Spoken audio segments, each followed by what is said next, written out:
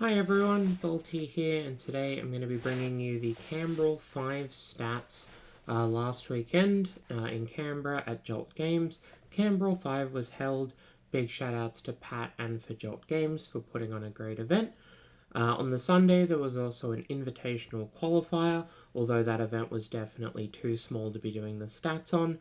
But the large event that's going to be occurring until the Winter Lotus in November, definitely worth mentioning and worth talking about. Getting right into it, there were 107 players in total, which meant 7 rounds of Swiss with a top 8. The top 8 decks were only 4 unique decks, and there was only realistically across 3 archetypes. We had 5 Grixis decks, an 8-point Blue Moon, an 8-point Mono White Lyris, and an 8-point Black White Taxes mid-range deck. It is of note that the 5 Grixis decks were all quite similar, although there were a couple of discrepancies and differences between the lists, and that in top 8 there were 3 decks with 8 points. To my knowledge, 2 of them lost in the top 8 round, although one of them was to one of the other 8-point decks. So the top 4 was Mono White Lyris and 3 Grixis decks, at which point the 2 Grixis decks that made it to the finals split the rest of the prizing and ended the event. So for pilots, we had Jennifer Rose Holloway and Matthew Judas. They were our top 2. In top 4 was Jim Wilkes, who was also on Grixis, and then Mono White Lyris, which had myself piloting it. And then in the top 8 was Charlie M, James M, Ryan J, and Yang J, on 2 Grixis decks, the Black White Taxes deck and the Blue Moon deck. So getting right into it in terms of the stat spread, the most played pointed cards from this event, so there were 107 decks and nothing managed to make it to more than 50%. However, I do think it is of note that a fair few of the decks made it to more than a third of the field. So we had 44 Ragavans, 37 Deathrights, 34 Missteps and Reanimates, 30 Forces, 28 Tamios, 25 Frogs, 24 Sagas, 22 Broadsides, and then 21 Murktides and Strip Mines. All of these cards are 1 point, and we have seen this trend multiple times. For the most part, it is very rare for one of the most played pointed cards to be a card that is worth more than 1 point, although not unheard of. In terms of the top cards that people spent points on, the only additions to this list were 36 points spent on Sol Ring and 28 points spent on Wrenn and 6, but otherwise nothing else managed to crack in. So for the most played mainboard cards, now the obvious exclusion is Mental Misstep, which was very recently pointed, and has historically always been the most played mainboard card that wasn't a land. This time around, it is quite interesting, and there's a lot of movement here that I want to talk about. 62 Lightning Bolts is a lot. The fact that there are 107 decks in the field, and 62 Lightning Bolts is almost 2/3, is monstrous for a colored spell to be able to make that kind of appearance. So red, at the very least, was very, very played. It's possible that the vast majority of these decks were not red-based, and they simply had red in them, and the flexibility of a card like Lightning Bolt does compensate for that. But there is likely a correlation between the most played pointed card being Ragavan and the most played mainboard card being a Lightning Bolt.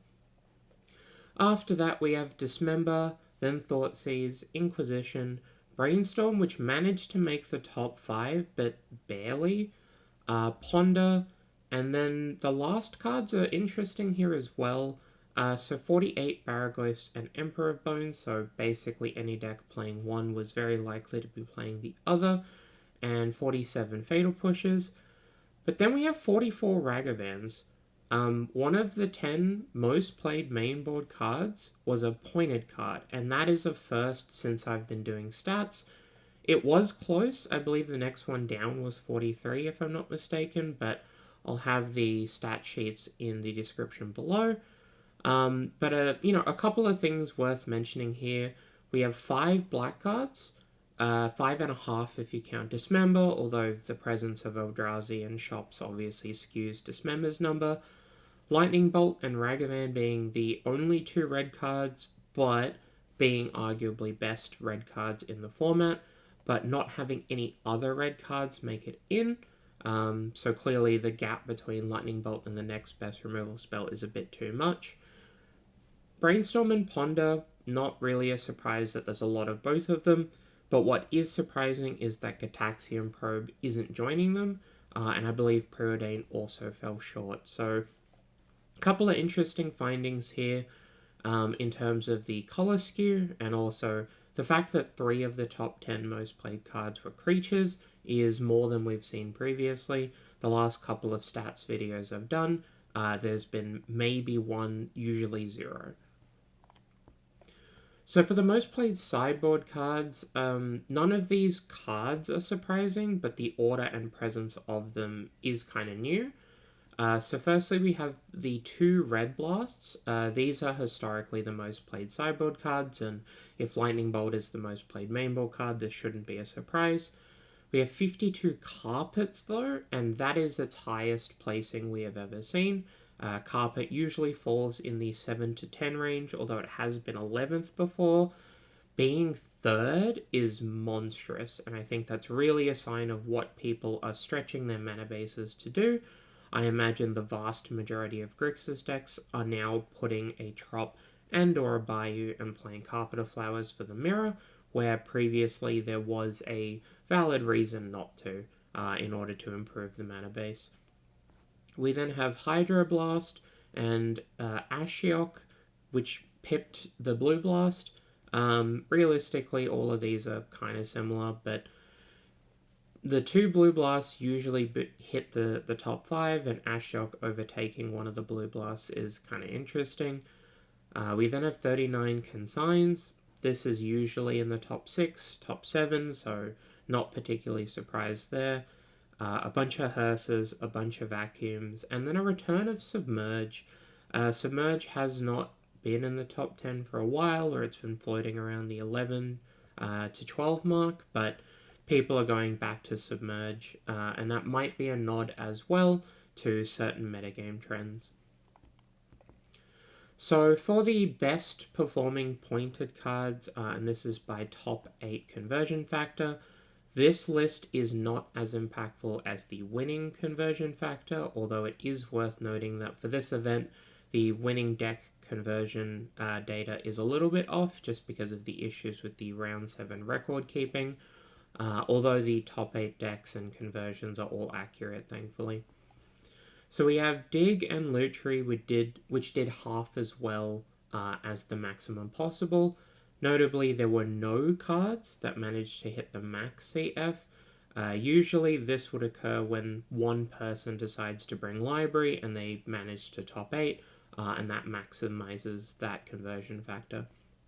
We then have Nethergoyf, Seasoned Dungeoneer, and Luris, which all did very, very well. Murktide, Tameo, Force of Will, Psychic Frog, which all did quite well. And then Caracas, which did well, but nothing incredibly surprising. So in terms of the best performing pointed cards that managed to crack the top 8, this is the list. We then have the worst pointed cards. Now, historically, I have gone by the lowest conversion factor, although I've realized since the last video that that was a little bit disingenuous, and it should actually make sure that the audience doesn't have to dig through the data to work out what didn't convert and how poorly that meant. So for cards that didn't appear in top 8 but were showing up in the event, I basically rank these as the more copies are in the room without a top 8, the worse you have done, which I think is a fair analysis. So we have Saga, Broadside, Ancient Tomb, Mana Vault, Fable, Fourth Earlingus, Renin 6, and then as we taper off, we have Sol Ring, Tinker, and Planar Nexus, which I think are all pretty reasonable at 12 minus. But yeah, the fact that, Ancient Tomb, Broadside, and Saga were more than a fifth of the field, or close to a fifth of the field, and didn't put 1.3 pilots into top 8 is pretty interesting.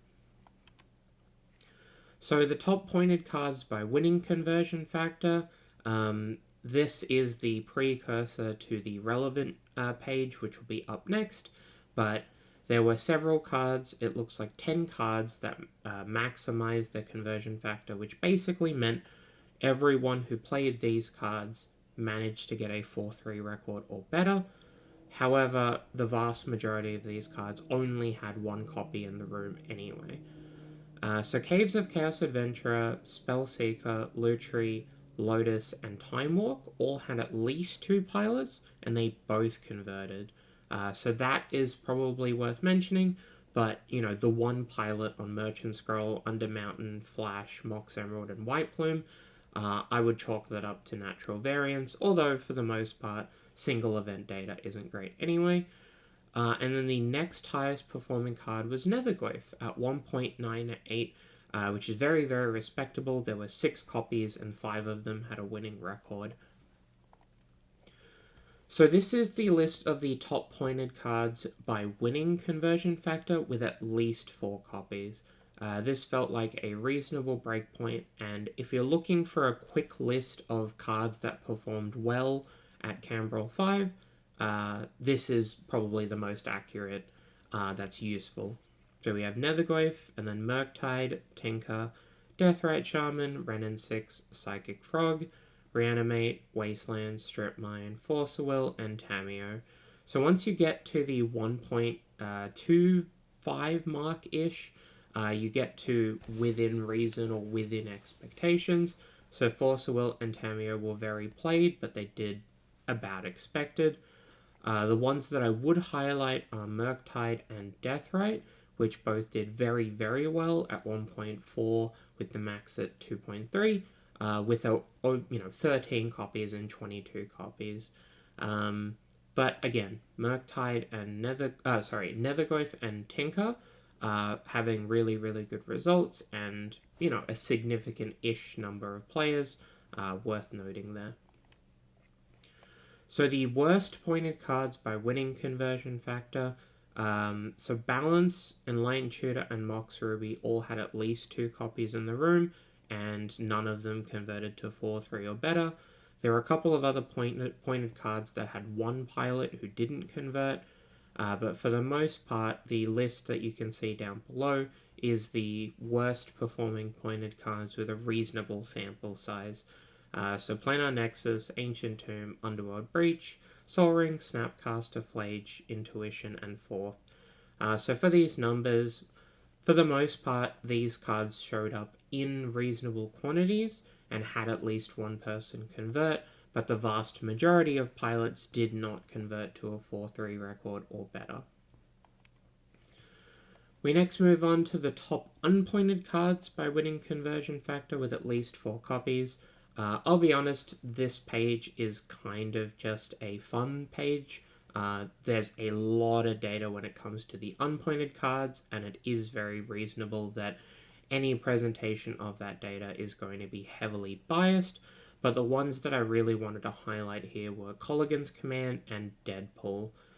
For the most part, the other cards that did well had sub 10 copies, but the fact that there were a lot of Colligan's Commands and a lot of Deadpools, and they did well, somewhat worth noting. I don't think that those would be particularly surprising to anyone. The red-black core is reasonable, and the blue-black core splashing single red cards is also very reasonable, and these 2 cards are quite well positioned. Tasiga, being the extra delve threat of choice, performed very well. So no Gomag anglers visible in Canbrawl. Everyone kind of defaulted to Tasiga by the looks of it. And lastly, we have general archetype data. So a reminder that there were 107 decks total.